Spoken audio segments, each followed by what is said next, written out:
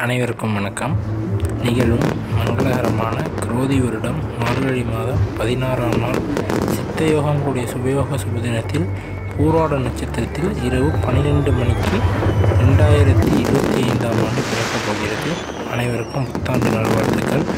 இந்த ஆண்டு அனைவருக்கும் இனிய ஆண்டாக அமைய வாழ்த்துக்கள். இந்த பதிவில் நாம் 12 ராசிக்கான ராசி பலன்களை பார்ப்போம். புத்தாண்டு ராசி பலன்களை. அதுக்கு முன்னாடி இந்த பொது பலன், அதாவது இந்த புத்தாண்டு எப்படி இருக்கும், யார் யாருக்கு எப்படி இருக்கும், எந்தெந்த வகையில் நன்மை செய்ய போகுது அப்படிங்கிறத இப்போ பொது பலனாக பார்த்துருவோம். இந்த வருஷம் பிறக்குது இல்லைங்களா? இந்த வருஷம் பிறக்கிறது சந்திரன் பூராட ராசியில் இருக்கிறப்ப பிறக்குது. அதாவது சுக்கிரனுடைய ராசியான பரணி பூரம் பூராடத்தில் பூராடத்துடைய ராசியில் பிறக்குது. அதனால் சுக்கிரனுடைய ஆட்சியில் இருக்கிறவங்க சுக்கிரனுடைய ராசியை லக்கணமாவோ வீடாவோ பெற்றவங்க. இது இல்லாமல் சுக்கிரனுடைய நட்சத்திரமான பரணி பூரம் பூராடத்தை பிறந்தவங்களுக்கு இது அருமையான ஆண்டாக இருக்க போகிறது. அது மட்டும் இல்லாமல் இது முடிஞ்சு, அதாவது இது நைட்டு 12 மணிக்கு பிறக்கிறவங்க விடிஞ்சோடனே 2 கிரகங்கள் தன்னுடைய இதுக்கு மாறுது. ஒன்று சூரியன் பூராட நட்சத்திரம் உத்திராட நட்சத்திரத்துக்கு போகுது. சூரியனுடைய நட்சத்திரம் உத்திராடம், அதனால் உத்திராட நட்சத்திரத்துக்கு போகுது. அதே மாதிரி புதன் மூல நட்சத்திரத்துக்கு போகுது, அதாவது தனுசு ராசிக்கு போகுது, குருவுடைய வீட்டுக்கு போகுது. இதன் மூலியம் பார்க்க போனீங்கன்னா ஃபஸ்ட்டு பரணி பூரம் பூராடத்துக்கு மிக அருமையான ஆண்டாக இருக்கும். அப்புறம் கார்த்திகை உத்திரம் உத்திராடத்திற்கு நன்றாக இருக்கும். ஆயில்யம் கேட்ட ரேவதிக்கு சூப்பராக இருக்கும். இதற்கு அப்புறம் உள்ள மற்ற நட்சத்திரங்கள் அதுக்கு அடுத்தடுத்த மார்க். இதெல்லாம் ஃபஸ்ட்டு 100, 95, 98, 97 அந்த மாதிரி டாப்பு. அது கீழே இருக்கிறதா அடுத்தடுத்த மார்க்கில் வரும். இப்போது பொது பலனை பார்ப்போம். அதுக்கு முன்னாடி எந்தெந்த ராசியில் எந்தெந்த கிரகங்கள் இருக்குது அப்படின்னு பார்த்துக்குவோம். சூரியன் பூராடத்தில், சந்திரனும் பூராடத்தில் இருக்குது, அதாவது தனுசு ராசியில். செவ்வாய் பூசத்துலேயும், புதன் கேட்டையிலையும், குரு ரோஹிணிலையும், சுக்கிரன் அவிட்டத்திலையும், சனி சதயத்திலையும், ராகு உத்திரட்டாதிலையும், கேது உத்திரத்திலையும் இருக்குது. சரிங்களா? இந்த இதில் குரு வக்கரமடைஞ்சிருக்கு, செவ்வாயும் வக்கரமடைஞ்சிருக்கு. அது மட்டும் இல்லாமல் நம்மளுடைய ராசி கட்டத்தில், அதாவது லக்கணமானது கன்னி லக்கணத்தில் இந்த வருஷம் பிறக்குது. கன்னி லக்கணத்தில் அனுஷ நட்சத்திரத்தில் பிறக்குது, அஸ்த நட்சத்திரத்தில் பிறக்குது, கன்னி அஸ்தத்தில் பிறக்குது. ராசியிலே லக்கணத்தில் ராகு கேது இருக்குது, 7ஆம் இடத்துல ராகு இருக்குது.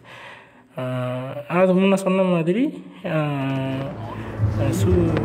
புதன் இப்போதைக்கு இந்த டைப்பில் விருச்சிக ராசியில் இருக்குது. அது விடிஞ்சோடனே அடுத்து தனுசு ராசிக்கு மாறிடும்.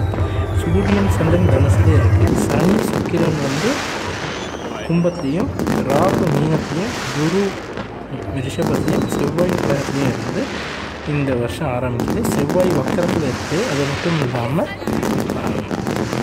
நீச்சம் பெற்றும் இருக்குது. உச்சம் பெற்றது உச்ச வீடு செவ்வாய்க்கு மகரம், நீச்ச வீடு கடகம். அதனால் இது கடக வீட்டில் நீச்சம் பெற்று இருக்குது. செவ்வாய்க்கு அவ்வளோவா பவரே இல்லை. ஆனாலும் செவ்வாய் அதுக்கான பார்வைகளுக்கான பவரை அது கொடுத்துக்கிட்டு தான் இருக்கும். அது 8ஆம் பார்வையாக சனி சுக்கிரனை பார்த்துக்கிட்டு இருக்கிறதுனால அதோடைய பவர் உங்களுக்கு ஒரு பக்கத்தில் வேலை செஞ்சுக்கிட்டு தான் இருக்கும். பொது பலனாக பார்த்தோம் அப்படின்னு பார்த்தீங்கன்னா, இந்த வருஷம் ராசிக்கு 7ஆம் இடத்துல ராகு பகவான், ராசியில் கேது பகவான் இருக்காங்க. அது ஒன்றும் பெருசாக பிரச்சனைகள்லாம் எதுவும் இல்லை, அது ரெகுலராக இருக்கிறது தான்.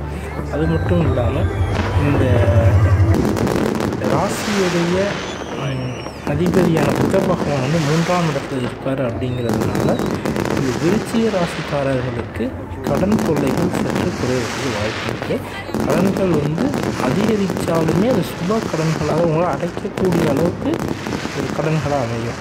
அடுத்தது நம்முடைய சனி சுக்கிரன் 8ஆம் இடத்துல இருக்கிறதுனால உலகத்தில் இருக்கிற தேசங்களில் கருப்பு நிற அதிபர்களை உடைய, கருப்பு நிற தலைவர்களை உடைய தேசங்களில் சிறு சிறு பிரச்சனைகள் வரலாம், கடனுக்கு ஆளாகலாம் அப்படிங்கிற ஒரு இது இருக்குது.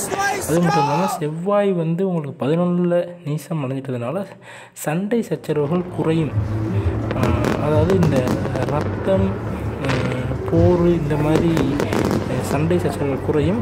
பிரச்சனைகள், கிளர்ச்சிகள், போராட்டங்கள் நிறைய வரத்துக்கு வாய்ப்பு இருக்குது. ஏன்னா செவ்வாயுடைய பார்வை வேலை செய்ய 8ஆம் பார்வை நிறைய போய் உட்காந்து 6ஆம் இடத்தை பார்க்கறதுனால இந்த பிரச்சனைகள் வரும். அதுவும் இல்லாமல் அந்த 6ஆம் இடத்துல சனி பகவான் இருக்கிறதுனால கருப்பு இன தலைவர்களை உடைய இல்லை கருப்பு இன தேசம் வந்து ஏதேனும் சிறு சிறு போராட்டங்கள் கிளர்ச்சிகள் ஏற்படுறதுக்கு வாய்ப்பு இருக்குது. அது மட்டும் இல்லாமல் 9ஆம் இடத்துல குரு பகவான் இருக்கார். குரு பகவான் சுக்கிரனுடைய வீட்டில் இருந்தாலுமே அவர் வந்து யோகஸ்தானத்தில் இருக்கிறதுனால தங்கத்துடைய விலைகளில் சில மாற்றங்கள் ஏற்படுறதுக்கான வாய்ப்புகள் இருக்குது. தங்கத்தோட விலை ஏறுறதுக்கான வாய்ப்புகள் கண்டிப்பாக இருக்குது. செவ்வாய் வந்து 11ஆம் இடத்துல லாபஸ்தானத்தில் இருக்கிறதுனால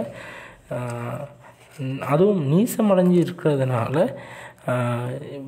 நெருப்பு சம்பந்தமான துறைகள் இல்லை வந்து நெருப்பை மையமாக வைத்து செய்யப்படும் துறைகள், அதாவது இந்த சமையல் தொழில், இரும்பு உருக்காலைகளில் வந்து லாபங்கள் முன்னை விட சற்று குறையிறதுக்கு வாய்ப்பு இருக்குது. அதாவது நெருப்பு சம்மந்தமாக வச்சுட்டு செய்கிறவங்க, அப்படிப்பட்ட தொழிலில் இருக்கிறவங்க மாற்று தொழில் ஒன்றை கைவசம் வச்சுக்கணும். இல்லாட்டி தொழிலில் அகலக்கால் வைக்காமல் இருக்கிறது ரொம்ப நல்லது.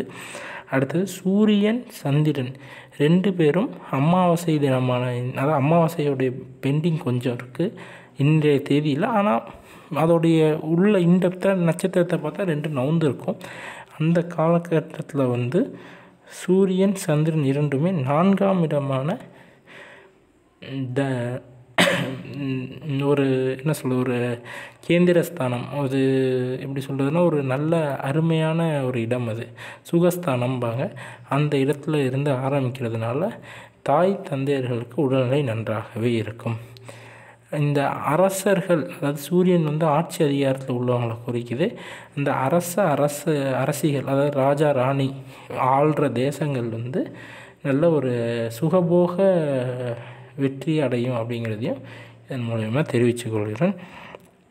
இதுதான் இந்த வருஷத்திற்கான பொது பலன்கள். மேலும் இந்த வருஷத்தில் நீங்கள் பெருசாக யாருக்கும் எந்த ஒரு அஃபெக்டும் இருக்காது, எல்லாம் நல்லபடியாக தான் போகும். பாக்கி இருக்கிறது இந்த 12 ராசிக்கான ராசி பலனில் அவங்கவுங்க ராசிக்குரிய ஒரு இதை நன்மை தீமைகள் என்னென்னு சொல்கிறேன். இத்துடன் இந்த பொது பலன் முடியுது. இன்னும் 12 ராசிக்கான ராசி பலன் பெண்டிங் இருக்குது. அதெல்லாம் ஒவ்வொன்றா பார்த்துக்கிட்டே வருவோம். நன்றி, வணக்கம்.